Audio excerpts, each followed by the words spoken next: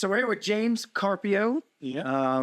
James, you represent several things. I know there's, of course, Solarian. You're part of the crew, but you have some other things as well. Would you like to introduce what those other things that you work on? Sure. Actually, so I mean, at the top of my brain, I had a former RPG company called Chapter 13 Press, and that's where I kind of got started doing things. Although I think some of the Chapter 13 Press stuff now officially is rolled into Solarian, especially when we start doing another edition and everything like that. The the pandemic brought me to do a lot of online things, which basically formed Grindhouse Media, which is my online stuff. So we started out doing live plays on YouTube, and then ultimately whittled down to doing interview shows and things like that. You know, honestly, with my whole like 5 followers, it's the most awesome thing in the world. But I don't know what that's like, but yeah, no idea what that's. but I don't do it for monetization, because all my cast always jokes going, better not say that, they're going to demonetize you. I'm like, yeah, okay. Go for it. Yeah. Knock yourself out. But yeah, that's pretty much it as far as like side projects. I still continue to write. I like to do video projects from time to time, and Yeah. So, so you've been in gaming for a very long time, right? I mean, like you go back to the 80s, I'm sure, right? 82, I think, was my first. Grandfather bought me a box set. The Mulvey Cook was magenta box set. Oh yeah. Didn't know how to play it. Tried to play it with my friend Ophelia. We looked confused. We ended up LARPing for some reason. Like her going in a closet. I don't know, this sound weird. Her going to a closet and us talking through the closet door. But ultimately that got shelved. And then a year later, a friend of mine who had been playing up, he went to private school, came down and ran a game. And it's like, oh, that's how it works. And since then, yeah. Right. What was your first role play experience like? Well, like I said, talking through a door with my friend Ophelia. So you didn't play with anyone else. You got the set and you did the initiation of it. Like you were not shepherded into this hobby. Not really. It was just we tried. I gave up. And then my friend taught me how to play. And after that, I became like the forever game master. Because I took over as game master, and I never really was a player for a long period of time. I like being a player, but it's a control issue. I just kind of like be in the front. And yeah, because some people, that's a good one. You know, like it always kind of interests me on how some people like to game master, and you would think that's where all the work is, most of the work is, and that's the person who has the least amount of fun at the table. So what do you like about being the game master more? What encourages you to do that over being a player? I hate to make it sound weird, but it's like it's a God complex. It's like I like to be in control. I like to create the scenery. I like to just be there as the person who leads them through things. And don't get me wrong, I'm not like some narcissistic storyteller who sits there and like writes a novel and says, "Cool, my friends can be part of this novel." Right. No, I create things that they can interact with, but it's a good feeling, and it's not more or less power than, I don't know, just creating cool stuff, because you can read your players. You know what they're expecting or will know what they want. And then when you can give it to them in the game, because I've been in games where you just sit there for like 80 sessions and it's just like, cool, nothing I do means anything. So I'm just going to sit back here and I wonder what that's like. I've never experienced that. Yeah. Go on my phone. Pete's the best DM. No. I don't wind up DMing much. It's not that I don't like doing it. The reason why I wind up not being a game master is because I'm always working on stuff and I just never have time to properly prepare campaigns. And you're good at it too. He's a really good DM. Yeah. I like being a DM and I like doing it. And I like telling the story and then having the players take part and be part of the story. So I give a take, and even in the last campaign, I did decide to run one because I wanted to test my system, my Razor system. The players had a lot of autonomy over that. A lot of things that actually happened were suggestions of theirs, and I was like, "Yeah, that's cool. Let's do that. That sounds fun." Because like I was playing an NPC, and they said, well, maybe you were one of the important parts of the story your character was, and he wasn't, but he became that because that was more fun and because they suggested it. Can I share with you my first role playing experience? My mom bought me a box set. Oh, okay. I was an only child. I didn't really have a lot of friends. We moved around a lot. So I had this box set, and I was trying to figure out how to make D&D a solitaire game, and it just did not work. So you're trying to play it by yourself. Oh my God. That's all I have to say. They do have solo adventures. Yeah, actually, Ghost of Lion's Castle came out like in '84. Yeah. Which was a complete. And then there was another one where you had a red filmed little like monocle thing. Yo, I remember that. Yeah. Yeah. And I remember there was these choose your own adventure books. There was a couple of them where you actually had a character who could take damage and stuff, and like you could die in it or survive in it. There was only a few of those though. I don't remember. I mean, there might have been a lot of them. I only saw a few. Well, I mean, the company that actually did a lot of solo adventures back in the 70s and 80s was the people who did Tunnels and Trolls. Right.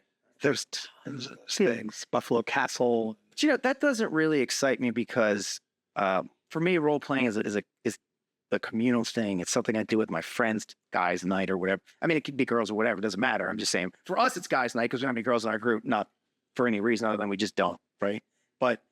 But it's sort of like that poker night or that whatever. So I don't generally tend to want to role play by myself. Like that's I why can recommend it. that's why I pick up my Xbox or whatever. Yeah. Play that, you know, or just watch TV or whatever. So to go back a little bit. So I didn't intend to write games. Actually, the first game that ever got written was 1994, Pulbera, with Jared Sorensen. That yeah. I did the cover for you. No, actually, this is the original. Oh, the original. Yeah, Jared Sorensen and John Richardson. And it was just put out on the web for free. Okay. It actually got a lot of good feedback. And then ultimately, Jared took part of that system and wrote Octane and a couple of other. Yeah, I remember you did that. Yeah. Octane, what was it? Memento Mori or something? Yeah, Memento. They're still around. I see Jared's name floating around these days. He's doing gaming more academically these days, but anything. And then when I moved to New York, I ended up getting some freelance work. So I've written for the game Hollow Earth Expedition, their Secrets of the Surface World RPG. So I worked with them. I wrote something for Lamentations of the Flame Princess, which yet to be published, but it's all sitting on the hard drive. And then one of the coolest things, and I know this is kind of, I don't know, well, it's cool to me anyway. I worked with the game designer, James Despera. Oh, yeah, that's right. Yeah, and I wrote Cat's Paw, which is a Tales of Gore a supplement. Right. So that was kind of fun, getting kind of weird and freaky in an RPG. And yeah, sure. Who's been your favorite industry person that you've worked with? And would you say with James or with somebody else? With James? James Despero. Oh, okay, yeah, sure. Favorite people I've worked with. That's when you're a freelancer, a lot of times you don't get that like connection built up. The Hollow Earth Expedition guys were actually really cool back in the day. And I have relationships with other game designers and stuff, but was more on the convention side. So when I did Icon, I contacted them. They knew who I was every March. They're like, hey, we got some new stuff. Let us send you a demo kit or whatnot. I love James Despera. He's an amazing person. He's fun to talk to. James Radji too, another James, with Lamentations. But the thing I like about them too is they're a little out there. Yeah, they are out there. Yeah. They're not your And I know Desbro, at least, he has opinions. Yes. And they're not always popular. No. Right. And I don't agree with him half the time. But sometimes I do. You know what I mean? Like he's a very hit or miss person for me. Followed him on Facebook for a while, but I had to unfollow because he was just a bit much like me to follow, right? And I'm not, again, it's not dragging him at all. I'm just saying for me it was just too much. Like I don't need to see all this. But yeah, he can be a very polarizing person. Yeah. But interesting and smart. He's very smart. But I think that's what I like about most. So if you're asking me who my favorite game designer who I never worked with, but I've met and talked to on occasion, it would be Robin Laws. Okay. Because he's just a really cool guy, really smart. He was like cornerstone a lot of the industry, like indie industry stuff back when it was an indie. And well, actually, what even was most impressed me were at Gen Con 2006. And I'm standing on the street waiting to cross the street. And he comes up to me. He goes, James, it's good to see you. And he was talking to me along the way. And I'm just like, wow, Robin Laws knows who I am. No, nice. It's, Well, Robin, reach out again, man. James wants to work with you. Yeah. What you did, wait a minute, you did Tales from the Fallen Empire, though. I know you liked working on that. Was that Goodman Games? well, it's Dungeon Crawl Classics, which is the core system, Goodman Games. Right. And I fell in love with the game back before it was even published. It was just this like, you know, this much printer paper worth of like stuff that I had to print out. And that's why it's a little of a dated game, because if you look at it, it uses some DCC stuff that was pre-release. Oh, wow. Okay. Yeah. But I wanted to write something for it. And that's where this idea of, it was actually a setting that I had written some years ago for like D&D 4th edition or something like that. And then it just kind of morphed into what it was. And Joe Goodman was awesome. He gave me his blessing. And we did it. And it actually, even though there's tons of stuff for DCC now, it was actually the first campaign setting for DCC out on the market. That's cool. You wrote for Gygax magazine, didn't you? I wrote a couple of articles, but mainly, as Jason put it, I was the games editor, which just basically meant that I reached out to I spoke to the writers and... But you also curated all the gaming stuff that went in there. Yeah. So, like, if somebody came to you with something that wasn't, like, up to the quality of the magazine, you'd have to give them the, sorry. Yeah. But also, too, I got to... So going back to conventions, working for Icon, I got to meet tons of people, and then Kineticon as well. But that was a nice thing about Gygax magazine and the writers, because easily I could just go, hey, I know this person. Ask them to write something. So we had Ken St. Andre do some pieces. Right. We had one I feel bad about, and I don't know how public this will get, but Jess Hartley wrote a very, very beautiful piece, I thought. And it got shot down and never got published. That's a shame. It was an amazing piece too. And Jess is a good writer. But everything can't make the cut. And there's other voices that are, other people have input on the magazine. And this was for a print magazine, the margins are so unbelievably tight. Well, I think Jason and I were kind of caught in this weird, void. Because one, the Gygax brothers were, I don't want to say they are partners, but they were involved. Yeah. And I think at the time, the OSR stuff was it was growing, it was getting big. And a lot of people were like, oh, we want to see all this OSR stuff. So anything with a modern sense to it really kind of took the back burner. So a lot of the stuff that got written for it, like Mike Curtis did a bunch of pieces. Jim Ward did some artwork. Obviously, Merle Rasmussen did some artwork. Or not artwork, but writing in it. And so we're kind of stuck, because there's a lot of stuff that I'm going, oh man, this would be cool. Although we did publish the new Star Wars system, when it was new back then, right? And it has as an adventure in there. But it's kind of a nice segue to talking about Merle and stuff. And then after Gygax went on to do Top Secret New World Order. Yeah. With the engine you designed, Lucky 13. So where did that design come from? Oh, that came from me being a little bitch. What? What? Wait. All right, I need to hear this. Oh, for that. Should I say it again for editing purposes? For me being a jerk. I actually had no stake no horse in that race, as it were, when it came out. Like, Jason was just like, oh, this is so cool. We got Merle, which it was, him, the original writer. And then Merle sent his first draft. And I sat there and shook my head and cried a little bit, to the side. Merle writes a lot, right? He'll send you a bunch of stuff. He did. Honestly, half the stuff that we had to leave on the cutting room floor could probably be repurposed into a book on random tables. Right, to be honest with you. He's really good at that. But then I noticed he was using the Top Secret system from like, 1980. Yeah. One of the most unplayable systems. It had, But there are people who argue with you because like, oh, the system's the greatest, and so everybody has their preferences. how do you deal with math curves that go over 100% on a percentile die? Yeah, and then it's just like minus this, but then plus this, then add this. Huh. What do I know about a system that's like that? Yeah. This Time Lords. So, all right. So anyway, so you were like, no, we're not using this system. Yeah, well, I suggested to Jason that this if we're trying to grab a modern audience, We need a modern system. Yeah, that makes sense. and then that's where I just kind of said, oh, we need a dice pool, and that's where Lucky 13 was born, was to pull that together. Well, it's a good system.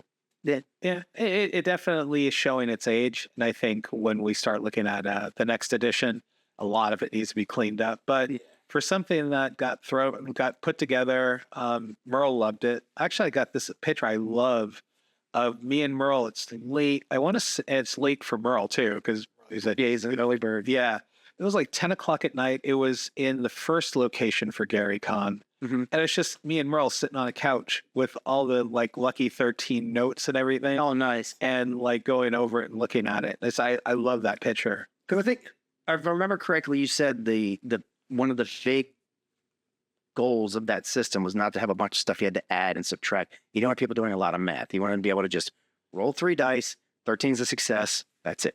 Right. And and also I just want something that was more cinematic for a spy. Yeah. I mean, sure, you have your people who are tactical, like, oh, well, if I'm using this ammo, then the damage must be done this way. And I know of that because parts of it, like the combat system, isn't completely mined. Alan Hemmick's son, I think what they call him, he has a nickname that I can't think of. It's not Sparky, but it's something. But anyway, he came in and wrote the gun system. Okay. And that's why you see all that stuff where it's like, well, if it's near, it does this much damage. It's there, it does. Yeah. And that's just to try to accurately, because we had a lot of people when it was going back and forth and we started talking about stuff publicly. They're like, well, what about gun damage? And you have a lot of, to be honest with you, Top Secret is a game for a more conservative audience, and a lot of them are very particular about their guns. Yeah, earheads. Yeah, and so that's why the gun system is so kind of different than everything, because you got this, I rolled 3 dice and add this number, cool, I got it. Mm-hmm. Now it's like, okay, I roll the 3 dice and then I go to distance and then I figure out ammo it's using, and then so it got a little complicated. Yeah. We've talked about doing a second edition for that, and we'll clean a lot of that stuff. We've been working on smoothing stuff out, Yeah, we're gonna work on hand. Yeah. Okay. Yeah. I'm gonna work with Jason on that because I am not happy with the hand because I'll tell you why. It works. It's fine. Yeah. Right. But I don't feel like I'm Jason Bourne when I'm fighting somebody in hand to hand. No, because it's like, all right, well, I have 2 up on this thing. Yeah. Because I know this. Yeah. Right. We'll figure it out. Yeah. And we're also going to add a lot more guns to it because I don't think there was enough guns. Written, really? So come on, there was like one little column. Come on, man. I think we had 1 assault rifle. Well, it's better than what I wrote because initially I just wrote pistol. No, well, machine gun. Right. Well, I mean, it's kind of hard to differentiate between a lot of these because they're the way the numbers are. It's like, well, these two. I mean, yes, in real life, there's a few joules of energy of difference between them, and this will penetrate a plate, this much more, whatever. But when you're talking about the dice that it breaks down to, it's like, yeah, it's still the same dice.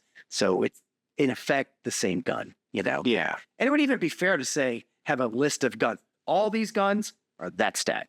Well, didn't Solarian Games did something like, didn't they release a separate book of guns for Interlock or something? Yeah. It was a whole. So how have you liked the reception of Top Secret?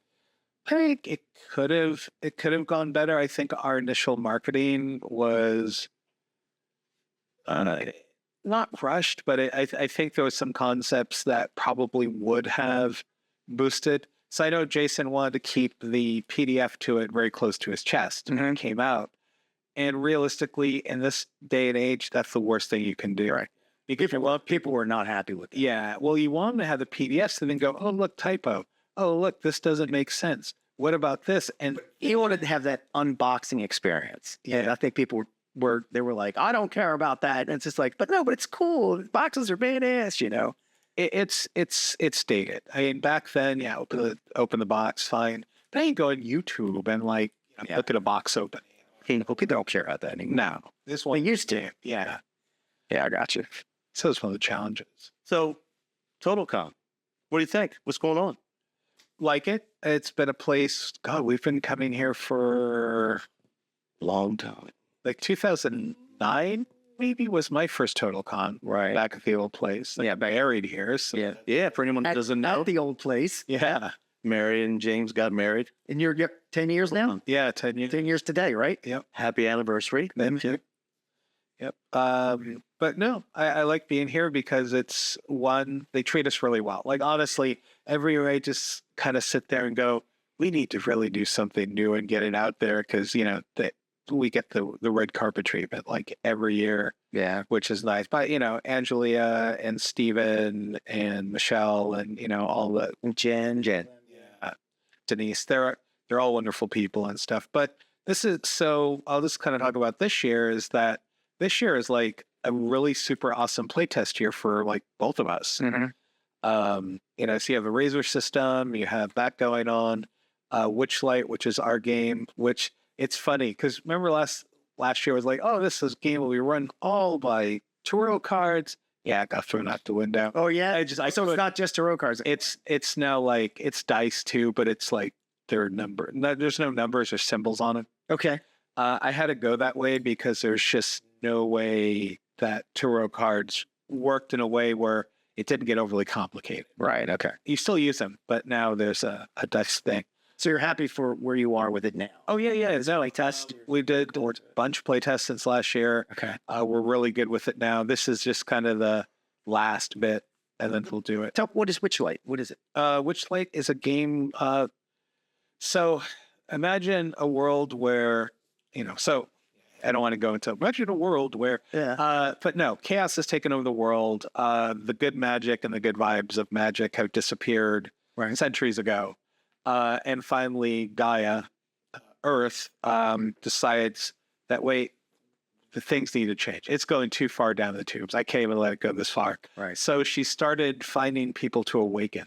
Okay. And these are, you know, young men and women who wake up and suddenly see, well, actually, they wake up with a nightmare with black smoke coming out of their lungs and leaving their body, and they've been purified. Oh, So that's cool. So now when they see any sort of chaos, it's surrounded in that black smoke so they can detect it. That's cool. And they're learning magic for the first time in some cases. So people have been corrupted so they couldn't see the chaos. There was the way chaos would infiltrate the world by making people blind to it.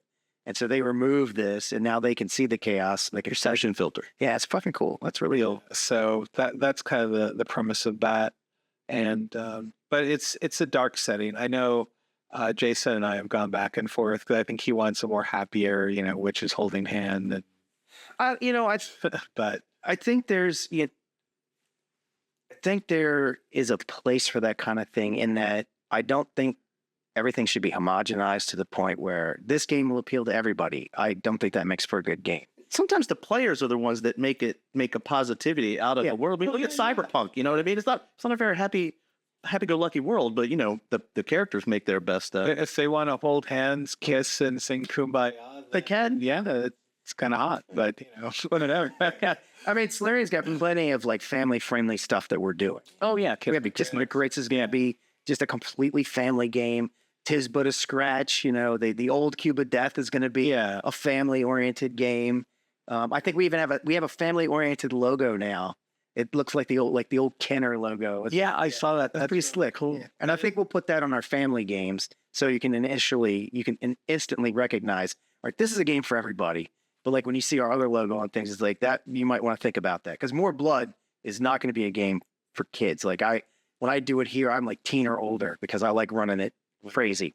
Yeah, I'm just not a family game guy. I've never been like, I mean, when White Wolf stuff came out, I just embraced the Oh yeah, the darkness. the darkness and narcissism and all the fun stuff that Yeah, goes. I did a campaign. We did a campaign where we played the not the good guys, the Sabbath. Oh, okay. We played Sabbath Sabbath characters.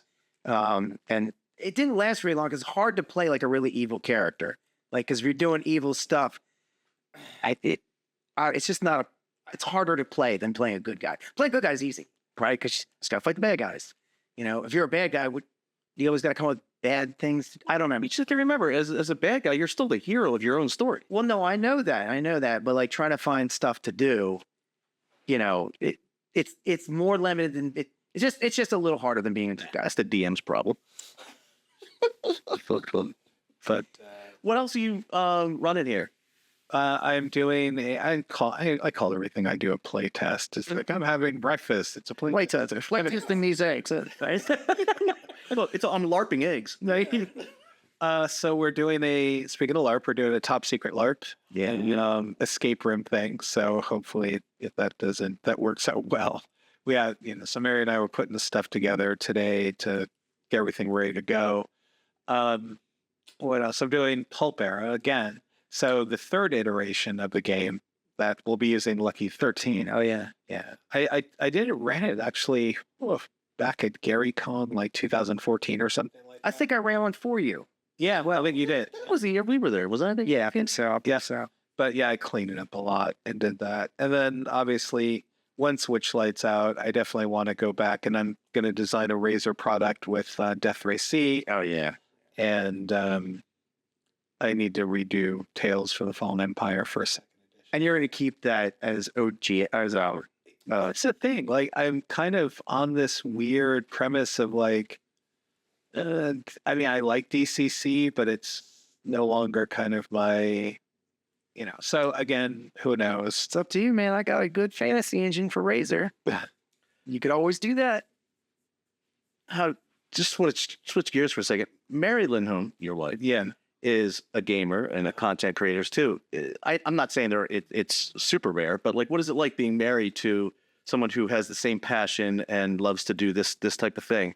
Is it helpful? Do you guys help each other out, or it's helpful? And then, it's like fun and games of arguing back and forth on it.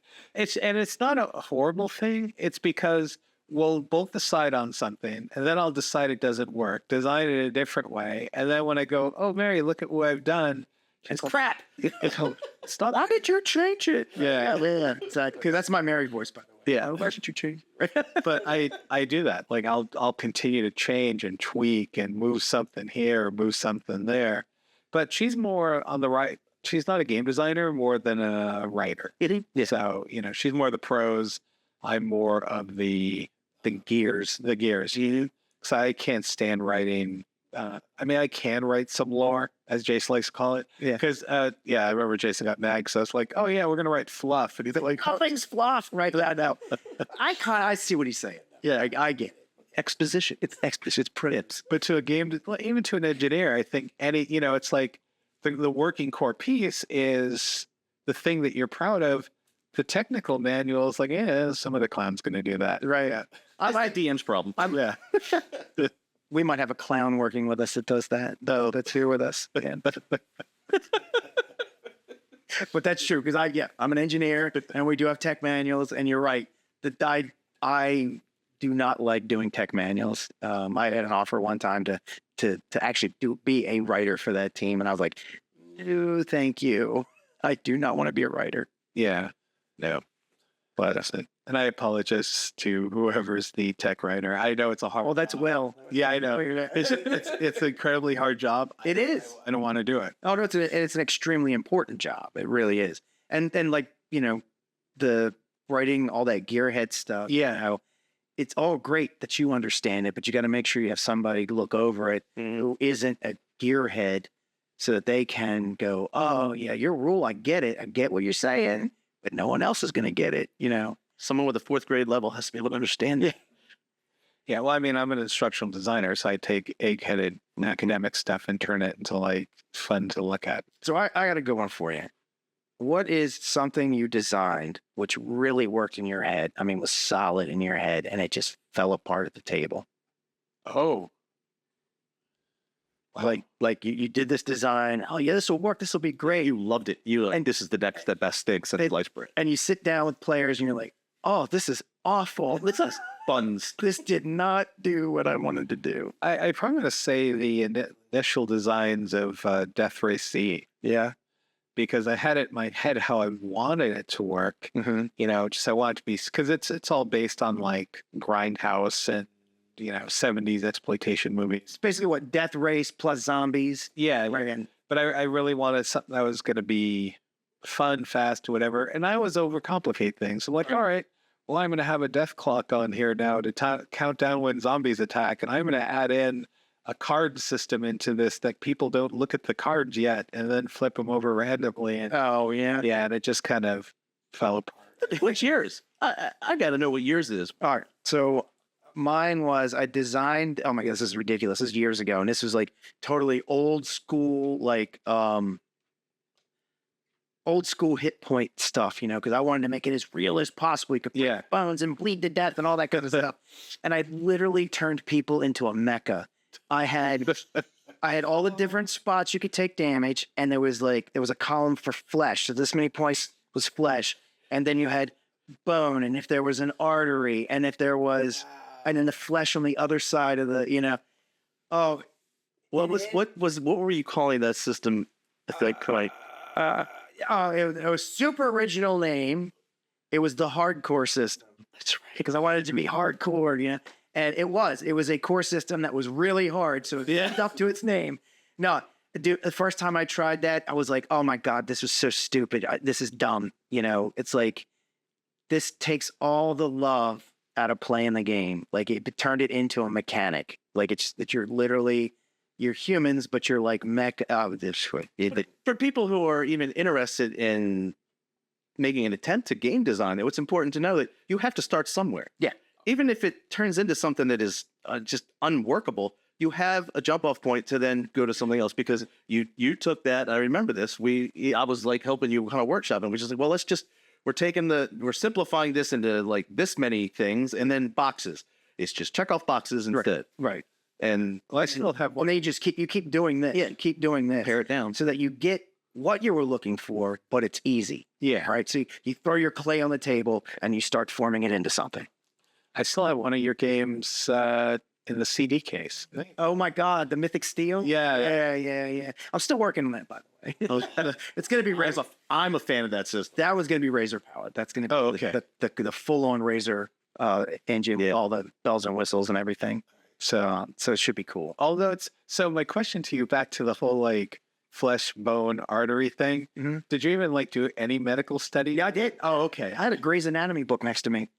Oh, wow. Dude, I'm an engineer. All right, like I'm a science guy. Like when I do that kind of stuff, you know, and it sucked too because I spent a lot of time working on it. Yep. You got to build something up, and then you got to tear it down. And then I did remember we were all working with the fusion system for a while, right? And we just said fusion stuff. And I still like that game. I don't care. I'm not gonna pop. And that is its place. I liked it. Yeah. Check it out. So whatever. Well, no, there is no fusion system. Email Pete. He can get it too. Right. But I remember I made this powers plug-in for it. So for superhero powers. Mm-hmm. This book was like 180. Turned out to be 187 when it was all done. But I like that number. 187.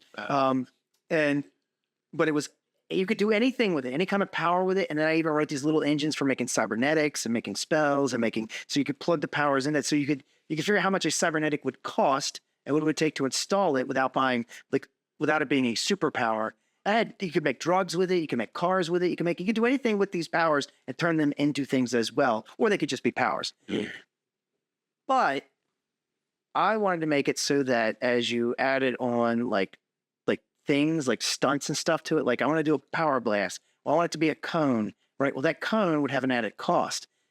And I wanted it to be like whatever level you bought it to, that extra cost would go up, right? So I had this great idea of doing ratios. So it costs 3 extra points per point you spend on it.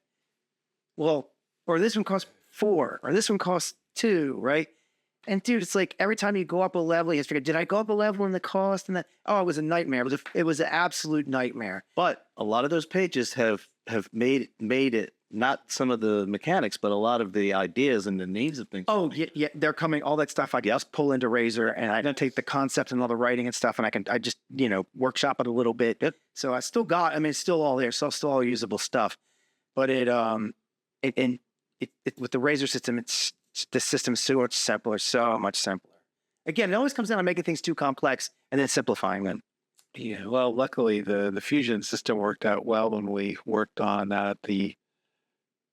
Cyberpunk 3. I don't want to say that too loud. It's just Easy with that system. Yeah. The photo dolls. Yeah. Right, yeah.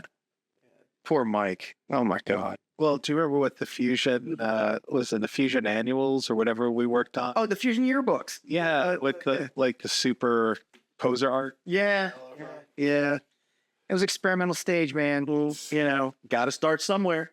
People did not respond well to poser art. That did not. Oh my God. No. Well, you know why it is. I'll tell you. The reason is it's not poser's fault. It's not the art. Some of that art is really good. So if you look online, you can find really good 3D generated art. But it's like any art, right? You have to put the time in. You have to have there's skill involved.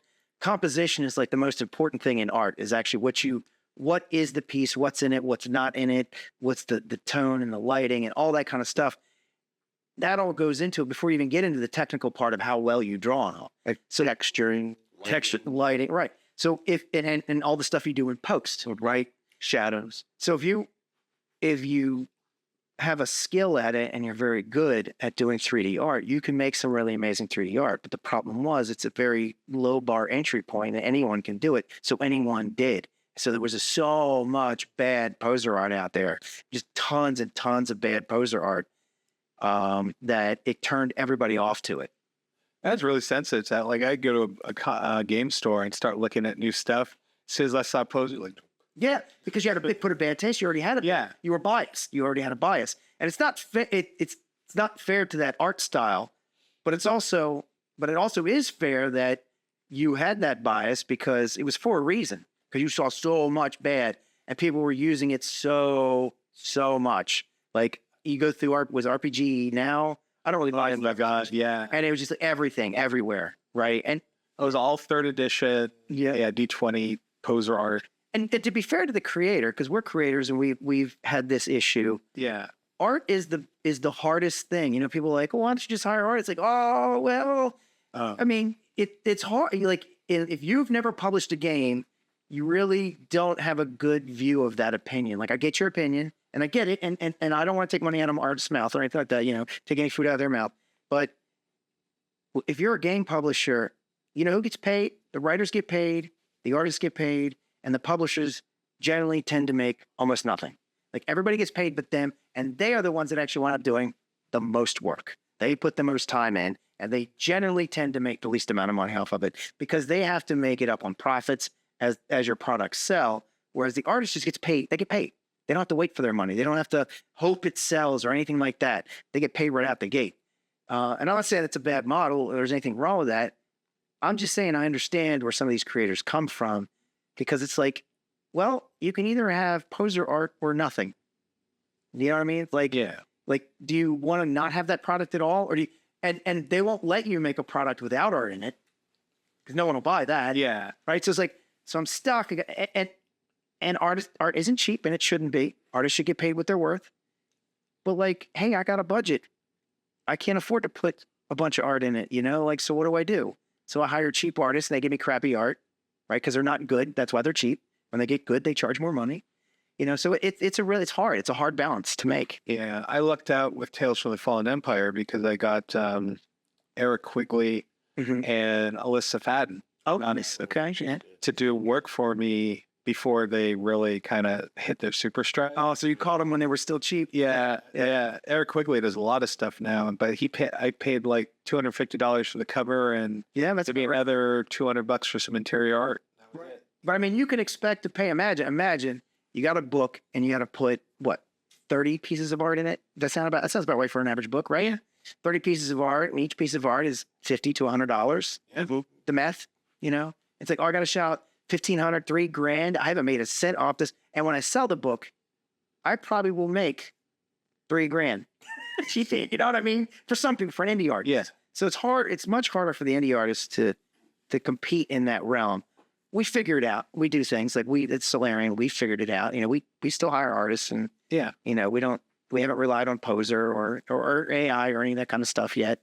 Not to say that we will, but just we pay artists, and it's difficult. So, what do you got coming up down the road that people might want to look out for? What's going on? Right now, I guess just keep an eye out for Witchlight, because once the manuscript is done, then it's going to go to us to figure out what we're going to do with it, what we want to do with it. And we got to fit it in the pipeline with all the other stuff. Yeah. So you got Witchlight.